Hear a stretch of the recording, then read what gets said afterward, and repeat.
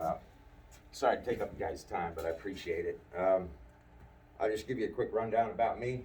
I come from a pretty bad, broken home. At the age of 14, I started smoking crack with my father.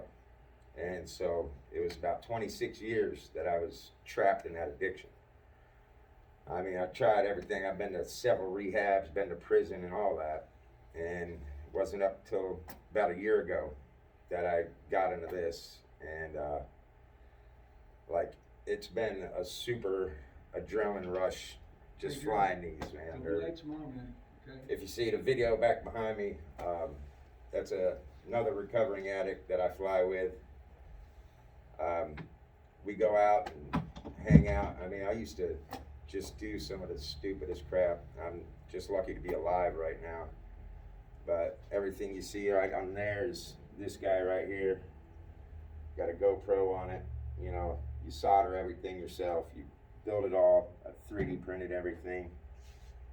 But the thing is, man, is you're skipping a bunch of stuff because when you guys start getting into drones, the first thing that you do is you buy one, right? Okay? And then as you start wrecking those, then you begin to realize something, man. The blades, the motors, the chassis, all that shit costs money. So the next step is to do what? Is to build it, right? Like, I got a 3D printer, like a lot of the stuff on this one that I'm going to be flying here in a minute. Yeah, go ahead, man. You get it. It's got a bunch of 3D printed parts on it.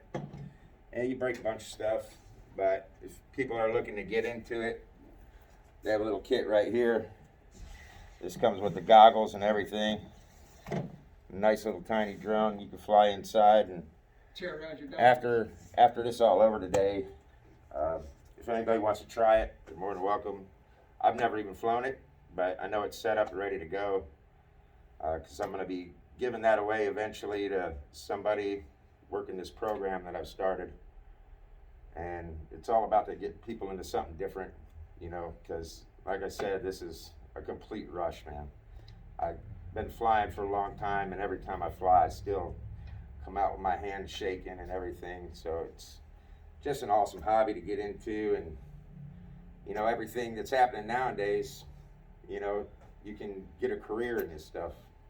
So it's not even just a hobby, it's starting to turn more towards a career for me, for making movies and stuff like that, cinematography. And it's just awesome, man. I mean, just wanted to shoot that out to you guys real quick. I got some papers with some information. If you all interested in getting into it, man, I'd love to help. Even if you're having a hard time paying for stuff, you know, anything I can do to help get you guys into it. If you're interested, you know, just hit me up. Let me know. So basically what he's talking about is that they have a recovery club going on at the beginning, right? And he's already got a bunch of guys that's involved in this still right here. So again, this is one of those things where you guys, if you're spending a lot of time by yourself, if you're not stepping out into anything, and you don't know how to build relationships, and you don't know what relationships are, man, these dudes are opening the door to you, man, and saying, hey, come on in. We'll help you out. You know what? We're not going to start you off at a beginner level. We're at an advanced level. You with me? Okay? And we're going to help you guys to understand. We're going to skip a whole level right here. And we're going to go right to the advanced level where you're building your own stuff, where you're building your own motors, where you're soldering your own stuff, where you're soldering the cameras. You guys with me? For real, okay? Yeah, and on that paperwork, this is some cool stuff. I got friends in Australia, I mean worldwide. And we all help each other out, not even just emotionally and everything. I mean, it's like a family itself. I grew up without a family, but you know, if you want information, I got it for you guys. We're a big family worldwide, and this is what we do. So how did you decide, what was the deciding factor for you, in other words, as your sobriety goes? What level did you hit where you finally said, man, I want to do something different? Well, I mean, you got to pretty much say enough's enough, man. Right. Tired of just doing the same old stupid shit. I mean, because for a long time, man, I'd say, yeah, I'm going to just do this a little bit and then I'll be done. Right. You know, just, you know, maybe next week, you know, but next week never came, man. You know, it just. Defining time with jail, yeah, and relationship? Like they do say, idle hands is the devil. Because, man, if you got nothing to do or nothing you're interested in, you're never going to get out of it. I'm with that. I mean, and What made you start to wanna fill that level to do something else? Well, it's having opportunity, and that's why I'm doing this, is because opportunity was never there. And when somebody presented it to me and I got the chance to do it, I mean, because I'm just speaking for myself, I can't speak for anybody else in here. You know, it filled that void, it filled them needs that I was hunting for all the time. You know, not only with the hobby and the rush I get just from feeling like I'm in the cockpit when I'm flying. I mean, I feel like I'm flying an F-16 when I'm in this thing. Sorry, And you're too late. You have to just call the office. it's a rush. And so once I got into it, I started having a lot of questions because I didn't know what the heck I was doing. And I reached out to the community, and they're more than willing to help. It's not like you got to pay to do all this stuff. Everybody's more than willing to help out, and it's to have that relationship with people, really. So once you got in that level, do you feel like other doors opened up and other expansion? Oh yeah, big time. Versus like being somewhere where you're not and somewhere different? I didn't understand. Have a hard time hearing with these masks, man. Once you got to that level, did you feel there was another open door of advancement in your mind? Like, hey, this is better than hanging out, getting Exactly. messed up or whatever? I mean, For just sure, ask the man. question. Totally. I mean, 'Cause that's like a when I different first did get into it, it did get kind of overwhelming because, you know, I was crashing all the time. Man. They make little simulators and stuff that can get you used to the way the controls work, but it's not like actually flying. And it's So I seen whether you can make them like as cheap as $129, $150. Is that true? what's that? Can you make those like as cheap as $150, $129, something like that? Yeah, actually, I just found out today that this kit right here, that comes with everything, it's got the goggles, the controller, and that. They just put it on sale for like right at $100. Nice. 'Cause And so that I comes have with some everything. RC planes. Huh?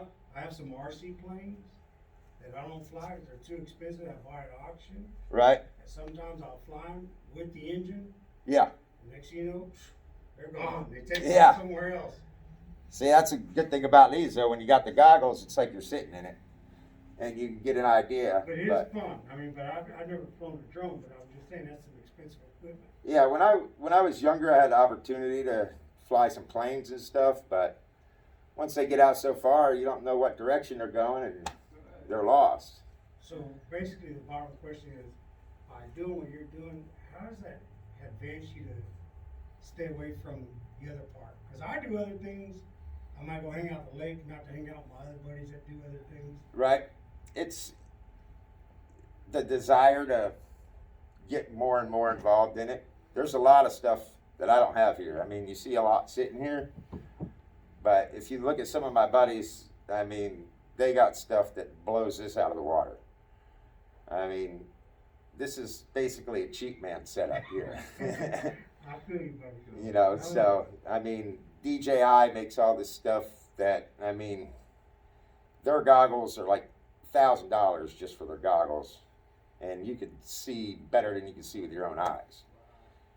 You know, so it's just the desire to get better. So like with crack, you know, I'd take a hit and I could keep hitting it, and it's still, you know, hitting it so much, it ain't really doing nothing but wasting my freaking money. I'm not advancing. But with this, I keep pushing myself to the next level. And then I see other people and the tricks that they're doing. I'm like, how the heck did they do that, man? So I'll go out there and try it, you know, crash a couple times. So I get to sit at the bench, which takes up a lot of my time, replacing my props and all that stuff. So it definitely takes up all my free time. So it don't really allow me time to think about anything else. Because if I'm not flying, I'm building. And it gives you a rush too, right? And what? It gives you a rush when you're flying. Oh yeah, it's a major rush, Alright, cool. a super rush. Like when I get done flying, you guys probably see my hands shaking. You almost just I feel like you up there. Yeah. Yeah. Most things are Take built the right goggles now off, on drone, stuff right? falling. Oh, yeah. A lot of stuff. Hey, most things and some commercials are done on drones right now, right? Yeah. I'm working on getting my Part 107, and that's to be able to do it commercially.